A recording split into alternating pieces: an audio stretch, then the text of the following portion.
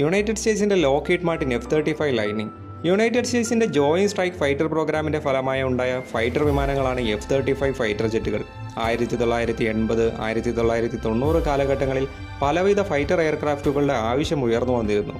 F-16, FA-18, McDonald Douglas, AV-83, Harrier 2 ജംജെറ്റ് എന്നീ യുദ്ധവിമാനങ്ങളെ വരുന്ന സമയങ്ങളിൽ US-ന് റീപ്ലേസ് ചെയ്യേണ്ട ആവശ്യം വന്നിരുന്നു. തൽഫലമായി ഈ ആവശ്യം അറിഞ്ഞ് ജോയിൻറ്റ് സ്ട്രൈക്ക് ഫൈറ്റർ പ്രോഗ്രാമിന് വേണ്ടി ലോക്ക്ഹീഡ് മാർട്ടിനും ബോയിങ്ങും മത്സരിച്ചു.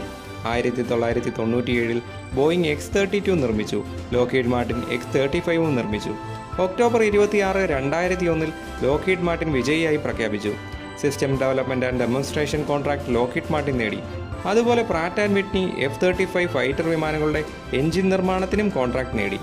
ഈ ഫൈറ്റർ ജെറ്റ് വിമാനങ്ങൾക്ക് ഫണ്ട് ചെയ്തത് മുഖ്യമായും US ആയിരുന്നു. ഈ ജെറ്റ് വിമാനങ്ങൾക്ക് 3 വകഭേദങ്ങളുണ്ട്: F-35A, F-35B, F-35C. അതായത് എയർഫോഴ്സിന് വേണ്ടിയും നേവിക്ക് വേണ്ടിയും മറൈൻസിന് വേണ്ടിയുമാണ് ഈ ജെറ്റ് വിമാനങ്ങൾ ഡെവലപ്പ് ചെയ്തത്. വെർട്ടിക്കൽ ടേക്ക് ഓഫ് ലാൻഡിംഗ് വിമാനവാഹിനികളിൽ നിന്നുള്ള വേരിയൻറ്റും എയർഫോഴ്സിന് വേണ്ടിയുമായിരുന്നു ഈ വിമാനങ്ങൾ നിർമ്മിച്ചത്.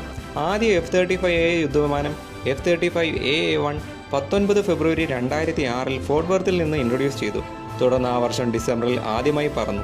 സ്റ്റെൽത്ത് ഫീച്ചേഴ്സും internal weapon bay, jet engine എക്സോസ്റ്റുകൾ, വിമാന പ്രതലത്തിനുള്ളിൽ സ്ഥിതി ചെയ്യുന്നതും അഡ്വാൻസ്ഡ് ഇലക്ട്രോണിക് വാർഫെയർ എന്നീ പല മോഡേൺ സാങ്കേതിക വിദ്യകളും ഈ വിമാനത്തിനുണ്ട്.